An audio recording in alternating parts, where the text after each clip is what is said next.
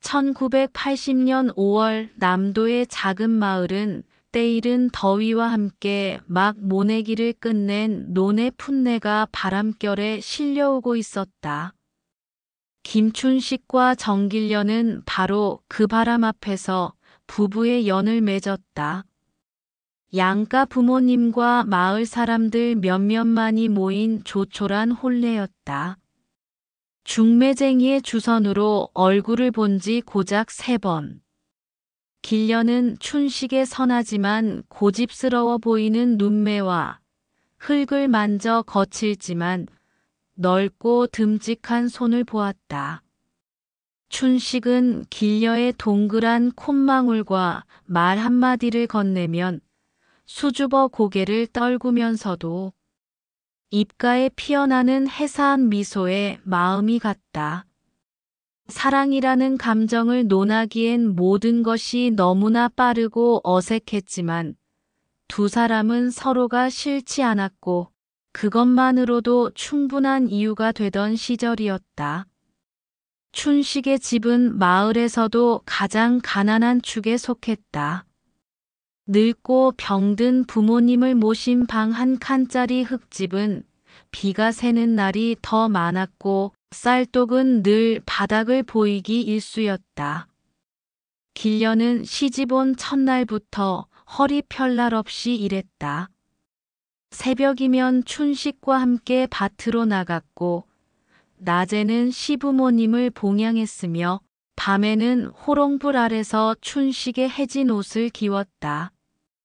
고된 시집살이였지만 길련은 불평하지 않았다. 자신의 고단함보다 그런 자신을 안쓰럽게 바라보는 춘식의 눈빛이 더 마음 아팠다. 길려야, 내 꼭 성공해서 네 손에 물 한 방울 안 묻히게 해줄란다.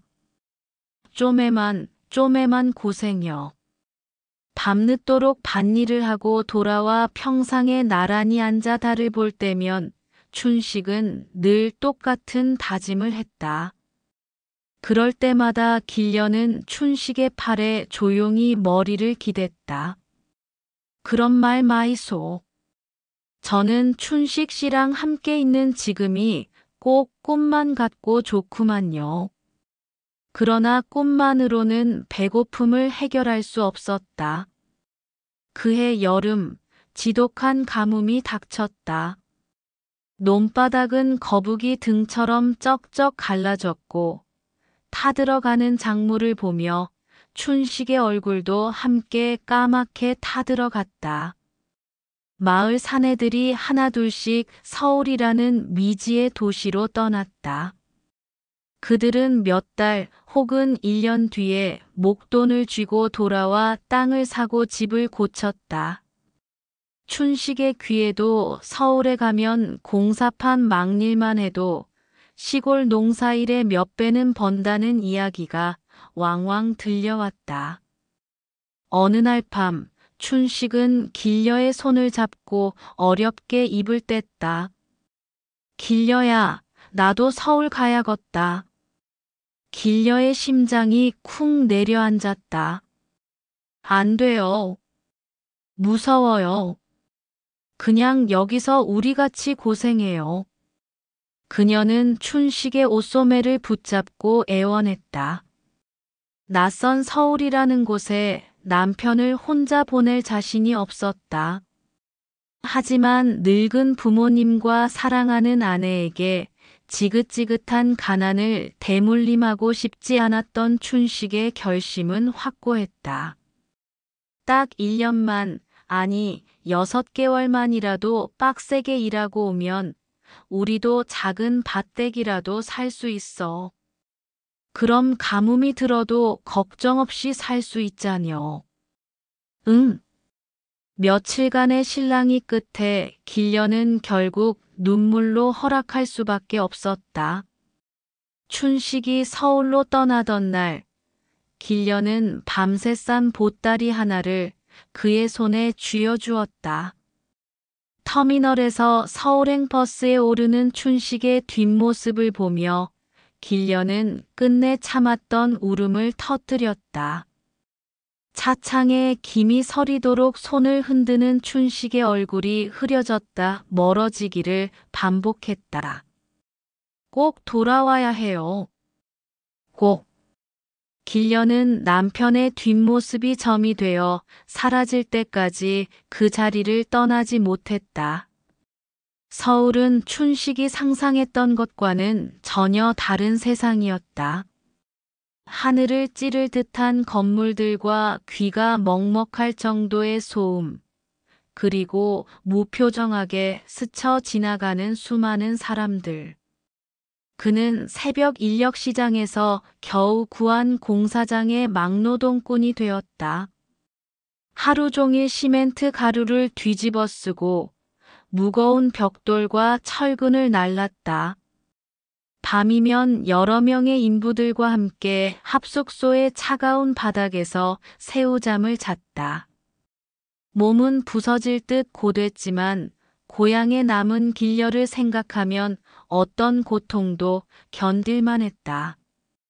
그는 잠자는 시간을 쪼개 길려에게 편지를 썼다. 삐뚤빼뚤한 글씨에는 아내에 대한 그리움과 성공에 대한 다짐이 가득했다. 사랑하는 나의 아내 길려에게. 여긴 별도 달도 잘 안 보이는 곳이오. 당신이 끓여주던 된장찌개가 사무치게 그립소. 힘들지만 돈은 잘 벌고 있으니 걱정 마시오. 돈 많이 벌어서 우리 길려 꽃신 사들고 금방 돌아가겠소. 그는 얼마 안 되는 일당을 쪼개 꼬깃꼬깃한 10,000원짜리 몇 장을 편지 봉투에 함께 넣어 보냈다. 그것이 서울이라는 삭막한 도시에서 그가 버틸 수 있는 유일한 이유이자 희망이었다. 길려는 그 편지를 부적처럼 품고 다니며 밤새 읽고 또 읽었다. 남편의 땀 냄새가 밴 듯한 지폐를 보며 그가 돌아올 날만을 손꼽아 기다렸다. 그러나 춘식의 첫 편지가 도착하고 한 달이 채 지나지 않아 그의 소식은 마치 신기루처럼 감쪽같이 끊겨버렸다. 1980년 8월의 어느 무더운 여름밤이었다. 고된 하루 일을 마친 춘식은 동료 인부들과 함께 포장마차에 걸터앉아 막걸리 한 사발로 허기와 피로를 달래고 있었다. 시끄러운 라디오에서는 연일 사회학 일소와 정의사회 구현이라는 구호가 흘러나왔지만 하루 벌어 하루 먹고 사는 그들에게는 먼 나라 이야기일 뿐이었다. 취기가 오른 채 비틀거리며 어두운 공사장 합숙소로 돌아가던 길, 갑자기 나타난 건장한 사내들이 그의 앞을 막아섰다. 김춘식 씨? 누구요? 그들은 다짜고짜 춘식의 양팔을 뒤로 꺾어 거칠게 붙잡았다. 잠깐 같이 가줘야겠어. 영문도 모른 채 저항했지만 단단한 그의 몸은 장정 여럿에게 속수무책이었다. 왜 이럽니까? 내가 뭘 잘못했소? 그의 외침은 공허한 메아리가 되어 어둠 속에 흩어졌다. 그는 검은 지프차 뒷좌석에 처박혔고 차는 어디론가 쏜살같이 달려갔다. 그가 도착한 곳은 산으로 둘러싸인 군부대 막사였다. 그리고 그곳에서 그는 삼청교육대라는 생전 처음 들어보는 이름의 지옥과 마주했다. 당시 막 정권을 찬탈한 전두환 신군부는 국민의 저항을 억누르고 사회기강을 확립한다는 명목으로 사회정화라는 이름의 무자비한 폭력을 휘둘렀다. 학생, 불황아, 조직폭력배는 물론 춘식처럼 아무 죄 없이 성실하게 살아가던 수많은 민간인들이 불순분자라는 낙인과 함께 길거리에서 혹은 집에서 잠을 자다가 끌려왔다. 그곳에서 춘식은 김춘식이라는 이름 대신 632번 훈련병이라는 번호로 불렸다. 머리카락은 바리캉으로 잔인하게 밀렸고 입고 있던 옷은 군복으로 갈아입혀졌다. 인간으로서의 모든 존엄은 박탈당했다. 인간개조라는 구호 아래 매일 새벽부터 밤까지 비인간적인 훈련과 강제 노역이 이어졌다.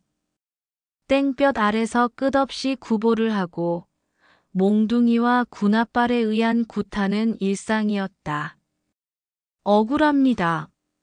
저는 죄가 없습니다. 춘식의 절규에 돌아온 것은 교관의 가죽 장화가 박힌 군홧발이었다. 내 놈들 중에 죄 있는 놈 하나도 없어. 여기는 내 놈들의 썩어 빠진 정신을 개조하는 곳이야. 알겠나? 밤이면 춘식은 수십 명의 남자들과 함께 차가운 시멘트 바닥에 웅크려 누워 신음했다. 온몸에 뼈마디가 쑤시고 옆자리의 동료는 고된 훈련과 구타를 견디지 못하고 다음날 시체로 발견되기도 했다. 죽음의 공포가 수용소 전체를 떠돌았다. 그 지옥 같은 곳에서 춘식을 버티게 한 것은 오직 하나, 길려의 얼굴이었다. 길려야, 내가 여기서 죽으면 안 되는데. 내가 돌아간다고 약속했는데. 그는 매일 밤 어둠 속에서 길려의 이름을 되뇌며 눈물을 삼켰다. 그녀와의 짧았던 행복의 기억은 그가 인간이기를 포기하지 않게 만드는 마지막 동아줄이었다. 한편 고향 마을에서 남편의 소식을 애타게 기다리던 길려의 시간은 핏기가 마르도록 타들어가고 있었다. 한 달, 두 달. 계절이 바뀌도록 편지 한 통, 전화 한 통 없자 그녀의 마음은 불안감으로 새까맣게 물들었다. 시부모는 서울 가더니 바람이 난 게 아니냐, 돈맛을 보고 조강지처를 벌인 천하의 몹쓸 놈이라며 길려를 닥달했다. 길려는 아니라고, 그럴 사람이 아니라고 항변했지만 소용없었다. 결국 그녀는 시부모 몰래 차비를 빌려 무작정 서울로 향했다. 춘식의 편지 봉투에 적힌 주소 하나만을 들고 수소문한 끝에 찾아간 공사장. 하지만 현장 소장은 수많은 인부들 중 하나였던 춘식을 기억조차 하지 못했다. 그런 사람이 있었나? 하도 들고 나는 사람이 많아서. 파출소와 경찰서를 찾아가 남편의 사진을 내밀며 눈물로 호소했지만 돌아오는 것은 요즘 같은 흉흉한 세상에 서울 와서 없어지는 사람이 한둘인 줄 아죠. 가출 아니면 사고겠지. 기다려봐요. 라는 무심하고 냉정한 대답뿐이었다. 며칠을 헤매다 빈손으로 돌아온 길려에게 마을 사람들의 시선은 더욱 차가워졌다. 그리고 얼마 후 서울에서 돌아온 마을 청년 하나가 끔찍한 소문을 전했다. 춘식이 일하던 공사장 근처에서 신원 미상의 남자가 추락사고로 죽었는데 인상착의가 춘식과 비슷하더라는 것이었다. 흉흉한 시절 확인되지 않은 그 소문은 삽시간에 마을 전체로 퍼져나가 기정사실처럼 굳어졌다. 그 소식을 들은 시아버지는 그 자리에 주저앉아 대성통곡했고 시어머니는 길려의 머리채를 잡고 니년이 애군을 몰고 와서 내 아들을 잡아먹었다. 며 오열했다. 길려는 세상이 무너져 내리는 것 같은 충격 속에서도 아닐 거야. 그럴 리가 없어라고 되뇌었지만 아무도 그녀의 말을 믿어주지 않았다. 결국 시부모는 아들의 제사를 지냈고 길녀는 남편의 영정 사진도 없는 텅 빈 제사상 앞에서 까무러치도록 울었다. 20살간 넘은 세대에 짧았던 행복은 그렇게 시대의 광풍 속에서 흔적도 없이 사라져버렸다. 3년이라는 시간이 흘렀다. 그 시간은 춘식에게는 30년보다 더 길고 고통스러운 세월이었다. 마침내 삼청교육대에서 풀려난 날, 그는 뼈와 가죽만 앙상하게 남은 채 세상 밖으로 던져졌다. 몸은 만신창이가 되었고 마음에는 누구에게도 말할 수 없는 깊은 상처와 세상에 대한 불신이 새겨졌다. 그는 오직 길녀를 만나야겠다는 일념 하나로 며칠을 굶고 남의 차를 얻어 타며 천리길 같은 고향으로 향했다. 꿈에 그리던 고향 마을 어귀에 도착했을 때 춘식의 심장은 터질 듯이 뛰었다. 그러나 그의 눈앞에 펼쳐진 풍경은 그의 마지막 희망마저 산산조각 내버렸다. 자신의 집이었던 흙집 담벼락 너머로 배가 남산만하게 부른 길녀가 낯선 사내의 부축을 받으며 마당을 천천히 걷고 있었다. 그녀의 얼굴에는 춘식이 그토록 그리워하던 수줍지만 평온한 미소가 걸려 있었다. 그 순간 춘식의 세상은 숨을 멈췄다. 시간도 소리도 모든 것이 정지했다. 그는 담벼락에 몸을 기댄 채 주저앉았다. 모든 것을 직감할 수 있었다. 자신이 없는 사이 그녀에게는 새로운 삶이 시작된 것이다. 자신이 지금 저 문을 열고 들어간다면 어떻게 될까? 길녀의 평온은 깨질 것이고 그녀의 뱃속 아이는 아비가 둘인 기구한 운명을 살게 될 것이다. 망가진 몸과 마음으로 돌아온 사회 부적응자라는 낙인이 찍힌 자신이 그녀에게 해줄 수 있는 것은 아무것도 없었다. 춘식은 차라리 자신이 영원히 죽은 사람이 되어야 한다고 생각했다. 그것이 자신이 길녀에게 해줄 수 있는 마지막 사랑이었다. 그는 입술을 깨물어 소리 없는 눈물을 삼키며 왔던 길을 조용히 되돌아섰다. 그의 등 뒤로 길녀의 행복한 웃음소리가 비수처럼 날아와 박혔다. 길녀는 춘식이 죽었다고 믿은 지 2년 만에 마을 우체부인 박두칠과 재혼했다. 박두칠은 아내와 사별하고 홀로 아들을 키우던 성실하고 마음씨 좋은 남자였다. 그는 남편을 잃고 시부모의 구박 속에서 힘겹게 살아가는 길녀를 안타깝게 여겨왔다. 가족들과 마을 사람들의 계속되는 성화에 길녀는 결국 자신의 기구한 운명을 받아들이기로 했다. 두칠은 길녀에게 좋은 남편이 되어 주었다. 그녀와 춘식의 늙은 부모님까지 살뜰히 챙겼고 길녀는 그와의 사이에서 아들, 딸을 더 낳으며 평범한 주부의 삶을 살아갔다. 하지만 그녀의 마음 한구석에는 첫 남편 춘식에 대한 그리움과 죄책감이 지워지지 않는 멍울처럼 남아 있었다. 행복하다고 느낄수록 좋은 남편과 아이들의 웃음소리가 커질수록 영문도 모른 채 서울에서 객사했을 춘식의 얼굴이 떠올라 밤잠을 설치기 일쑤였다. 그녀는 춘식의 유일한 유품인 삐뚤빼뚤한 글씨로 쓰인 편지 한 통을 아무도 모르게 장롱 깊숙한 곳에 숨겨두고 평생을 가슴에 품고 살았다.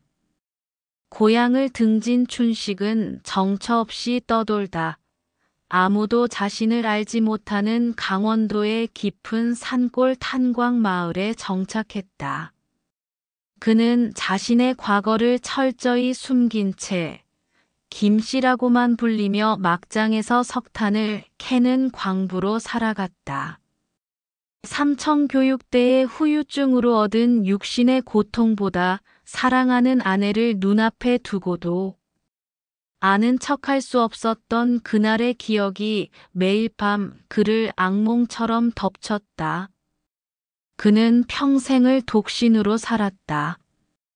동료들이 왜 장가도 가지 않느냐고 물을 때마다 그는 그저 술잔을 비우며 씁쓸하게 웃을 뿐이었다. 그의 유일한 낙은 밤마다 싸구려 소주에 취해 이제는 다른 남자의 아내이자 아이들의 어머니가 되었을 길녀의 행복을 멀리서나마 빌어주는 것이었다.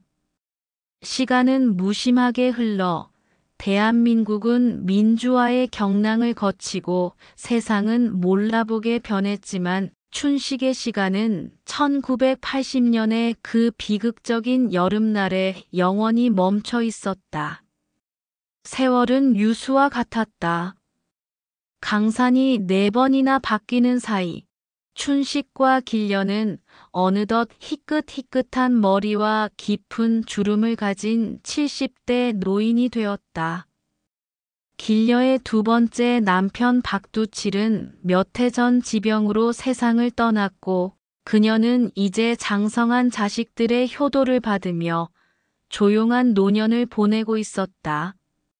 한편 대한민국 정부는 뒤늦게나마 과거사 진상규명 작업에 착수했고 그 일환으로 삼청교육대 피해자들의 명예회복과 보상을 위한 조사를 시작했다.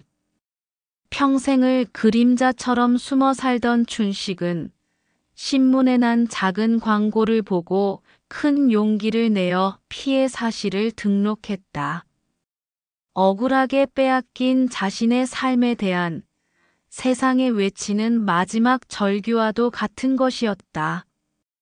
2020년 가을, 길녀의 아들 영수 앞으로 등기우편 하나가 배달되었다.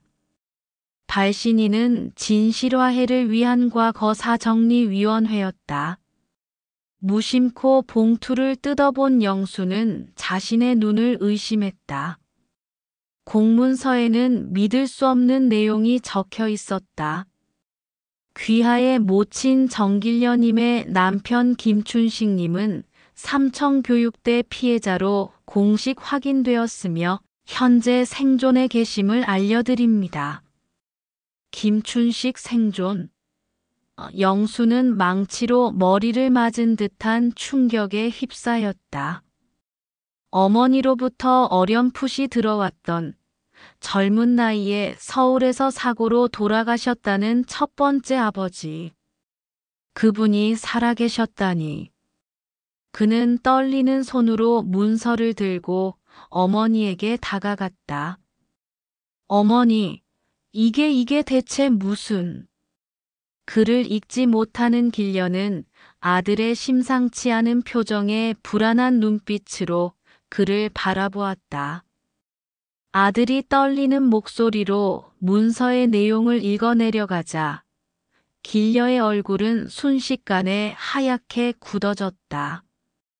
김춘식이라는 40년간 가슴속 깊은 곳에 묻어두었던 이름이 그녀의 귀에 박히는 순간 길녀의 시간은 40년 전으로 거슬러 올라갔다. 죽은 줄로만 알았던, 꿈에서도 그리던 그 사람이 살아있었다. 길녀는 그 자리에 주저앉아 회한과 충격, 슬픔과 그리움이 뒤섞인 눈물을 토해냈다. 울음소리에는 그녀가 감내해야 했던 수십 년의 세월과 말 못할 한이 모두 담겨 있었다. 위원회 측의 신중한 주선으로 마침내 두 사람의 만남이 이루어졌다. 약속 장소인 서울의 한 조용한 찻집. 춘식은 약속 시간보다 1시간이나 먼저 도착해 창밖만 초조하게 바라보고 있었다. 수십 번을 상상했지만 막상 그녀를 만난다고 생각하니 심장이 제멋대로 날뛰었다. 곧이어 찻집 문이 열리고 머리가 소복처럼 하얗게 센 길녀가 아들의 부축을 받으며 안으로 들어섰다. 40년의 세월이 흘러 서로의 얼굴에는 깊은 주름이 새겨졌지만 두 사람은 한눈에 서로를 알아보았다. 마주 앉은 두 사람 사이에는 차가운 찻잔의 온기만이 감돌 뿐 무거운 침묵이 흘렀다. 수만 가지 감정이 스쳐 지나갔지만 어떤 말부터 꺼내야 할지 알 수 없었다. 먼저 침묵을 깬 것은 길녀였다. 살아 계셨구만요. 그 한마디에 40년의 세월이 담겨 있었다. 춘식의 눈가가 붉게 젖어들었다. 미안하오. 이렇게 늙고 병든 모습으로 나타나서 진작 나타나지 못해서 정말 미안하오. 춘식은 떨리는 목소리로 자신이 삼청교육대에 끌려가 겪었던 지옥 같았던 시간들, 그리고 고향으로 돌아왔을 때 이미 다른 사람의 아내가 되어 행복하게 사는 길녀를 보고 차마 나설 수 없었던 자신의 비참했던 심정을 털어놓았다. 길녀는 하염없이 눈물을 흘렸다. 원망스러웠지만 동시에 그럴 수밖에 없었을 그의 선택이 가슴 아프게 이해되었다. 그녀 또한 남편이 죽은 줄로만 알고 죽은 사람으로 가슴에 묻고 다른 이와 가정을 꾸려야 했던 자신의 기구한 삶을 두서없이 이야기했다. 그들의 대화에는 원망도 변명도 없었다. 그저 시대의 거대한 폭력이 핥히고 간 상처투성이의 삶을 살아온 두 사람의 깊은 한숨과 눈물만이 찻잔 위로 흩어질 뿐이었다. 짧은 만남을 뒤로하고 두 사람은 각자의 삶으로 돌아가기 위해 자리에서 일어섰다. 이미 너무 많은 시간이 흘러버렸고 되돌릴 수 있는 것은 아무것도 없었다.